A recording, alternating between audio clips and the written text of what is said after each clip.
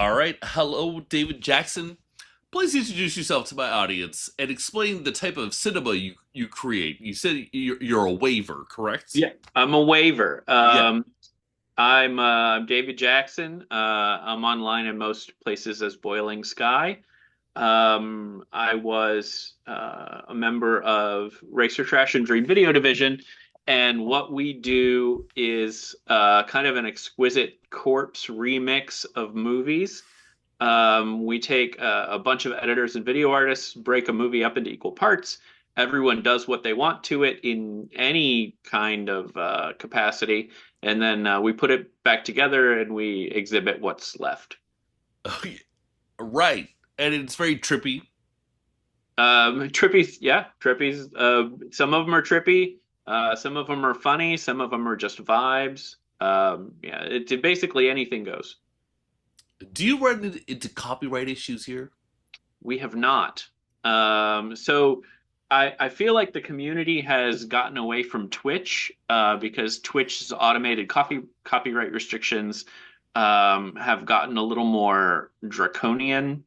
What we do is transformative fair use um, for the video, for the movie. So no one from a studio has ever contacted us and said, "Hey, stop it."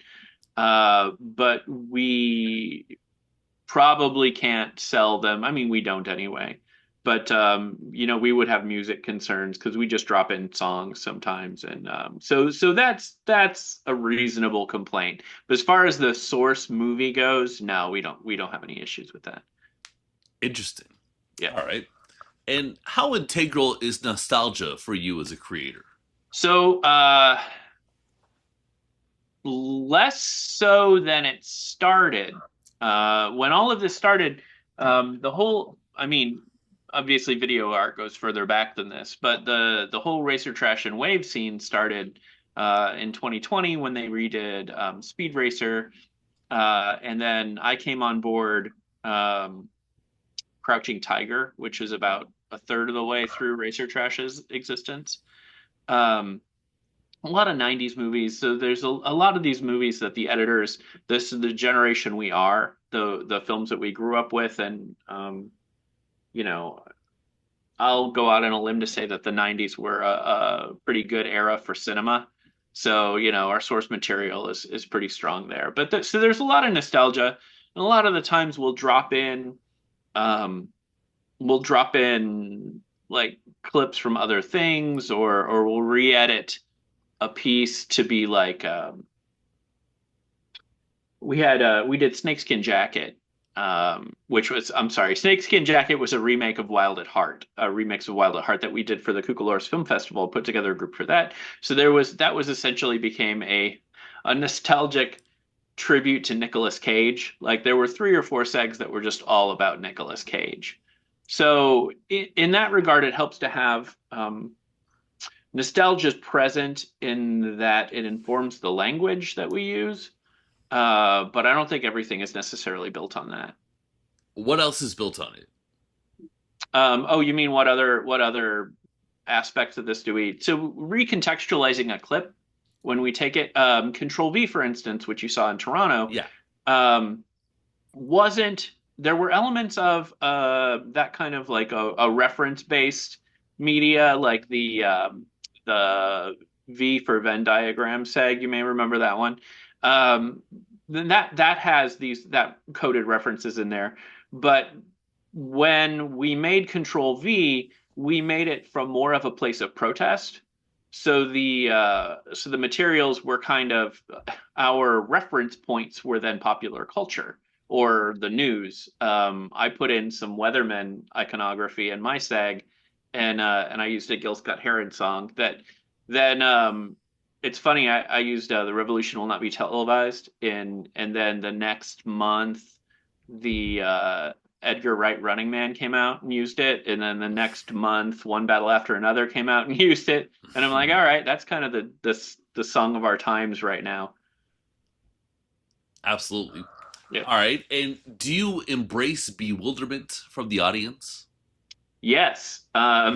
We have some group chats where I don't I don't want to be obtuse. I don't want to like Mm. scare anyone off on purpose.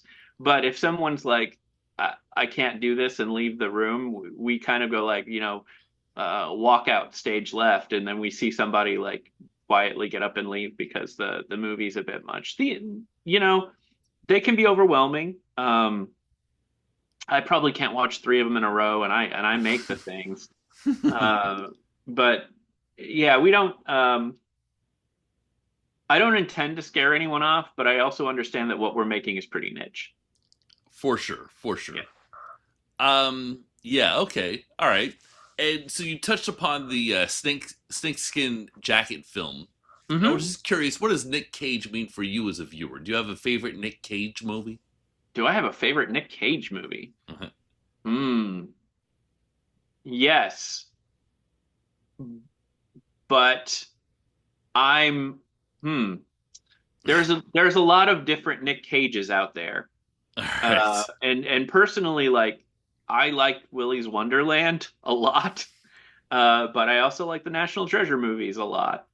But yeah, I would probably say my favorite Nick Cage is one of those. I'm personally, I haven't gone back to it in a long time, but like the Neville Dean and Taylor Ghost Rider is hot garbage, but boy, was it fun to watch. Mm. All right. Okay. Get a little So sense there. And there yeah. are a lot of Nick Cage movies. There are a lot. Honestly, my favorite Nick Cage movie is probably Moonstruck. It's about as basic as I can get. So, but Willy's Wonderland, National Treasure, yeah, somewhere in there is the sweet spot for me enjoying a movie. Lovely. Um, do you have a favorite film of your own, or one that you've been thinking about more recently that you could expand on? Oh yeah, so Control V is probably my favorite. I go back through and watch some of the older stuff. On archive.org, all the Racer Trash movies are there. Oh. So if you ever get motivated to go see it, we did one that's becoming more pertinent because Boards of Canada just is announced that they've got a new album coming out, and we did a remix of Akira called Boards of Canada with Racer Trash. So that one's come up a lot lately, but it's also a really good wave. Like anime as a base, like takes the kind of effects we do really well because it still feels crisp. Um, so yeah, Boards of Canada's I keep going back to. Control V is I think probably the strongest statement wise. Coming up, I'm working on a remix of Megalopolis right now. So yeah, it's I'm just doing a seg on that one. I'm not the captain of that movie, but so Megalopolis is coming up. There's a healthy scene of people that put these things together at this point. How many are you? Well, Racer Trash was a lot of people.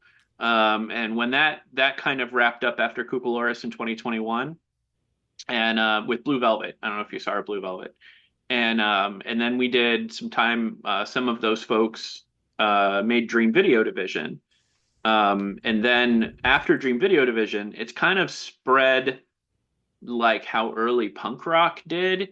So people that were like fans of Racer Trash are now putting together their own projects. So there's at least four other groups out there that are putting together these kind of movies and having screenings and sharing and building communities of this kind of collaborative filmmaking. Um, and it, there we we mingle a lot because I'm on other projects, they're on my projects. But in general, yeah, there's a bunch of groups. Hey, that's awesome. So I guess like a Blu-ray collection for Racer Trash is just going to be out of the question. Yeah, we're probably if we took money, we would also need to pay attorneys. So I think there's no getting around the music issue. Again, for the film, the use of the film itself, pretty comfortable with that being fair use. But when we do Boards of Canada and it's just a bunch of unaltered Boards of Canada tracks, I don't know that that's kosher. But Right. but here we are. Right. However, yeah, it's all up on archive.org. A bunch of the stuff is online for free. Like Control V. I had someone on my website message me and say that they saw it and liked it, and then I just sent them a link. It's easy Oh, enough to do. So, yeah. okay. Good to know. Good to know. Hmm. Well, I've taken a note of archive.org, and I'll check out things in the future Yep. that'll occur. And so I was at the very first Midnight Dankness and the very last one. But The COVID one, was that the 3 nights? well, I did the one in 2021. Okay, yeah. So you saw Dune and Brain Candy Yeah, and Candyman. That was the other one. I didn't make it through the whole thing. I remember that now. I Yeah. remember I was just out of steam. Tiff runs you down for sure. Yeah. Yeah. But I remember kind of thinking, what the hell is this? This is kind of neat, and maybe it's just I wasn't ready, but I definitely I definitely had an experience, right, and enough to so where I would return last year. Hmm. But tell people what they can expect from Midnight Dankness, and how was it? Who started it, and what is there any word of the next edition? Can you give us a little hints for what the next Midnight Dankness will be like, or is that a little too soon? So Midnight Dankness started because I believe now I wasn't in on this. I did segs in those movies, but I didn't organize the thing and I didn't make it to Toronto that year.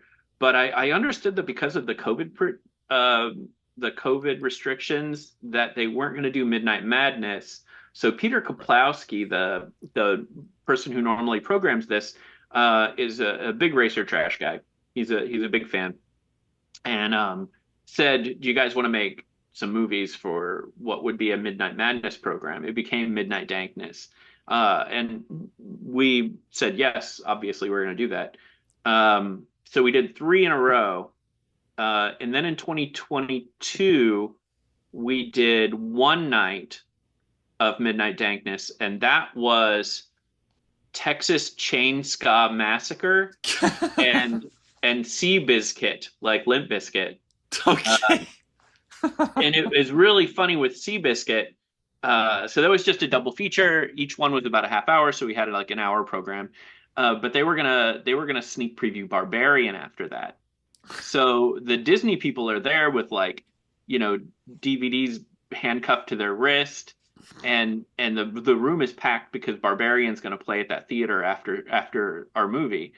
And we play the first movie, and it's Texas Chainsaw Massacre, and it goes over fairly well.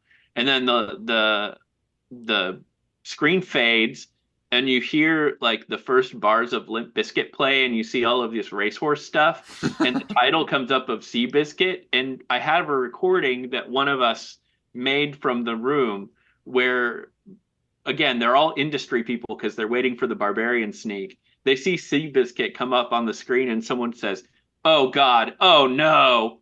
And then so that's people's experience with that one. that's Um, that's pretty great. yeah, it was awesome. And then when we were absent for a couple of years, in 2024, as Dream Video Division, we did Cool World, the Ralph Bakshi movie, and Love it. then I did a solo project where I did a cut of Beat Street, but I beat matched the whole movie.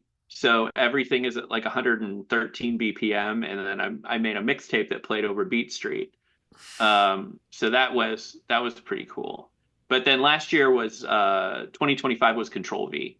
Um, and in 2025 Midnight Dankness, Peter wasn't going to do it because obviously he produced In a Violent Nature.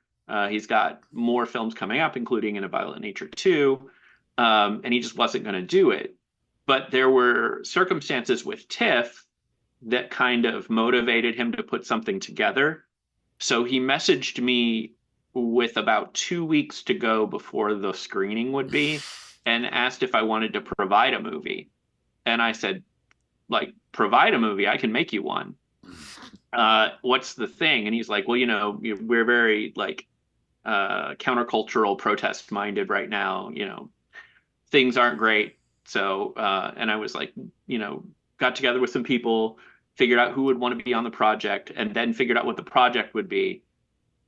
Within a day, I'd settled on V for Vendetta, put the roster together, had the movie done and delivered with like 16 hours to go before the screen. Damn.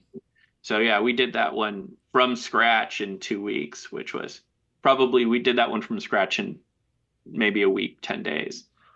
So So I interviewed Peter Klopowski like a few weeks ago, mhm. and I asked him, "Will there be a Midnight Dankness in 2026?" And he basically felt like there has to be, even if he doesn't want to do it, that it has to still occur Yeah. because there are also people such as myself who would tag the Midnight Madness account and say, "Hey, when are you going to announce Midnight Dankness?" Yeah. Yeah.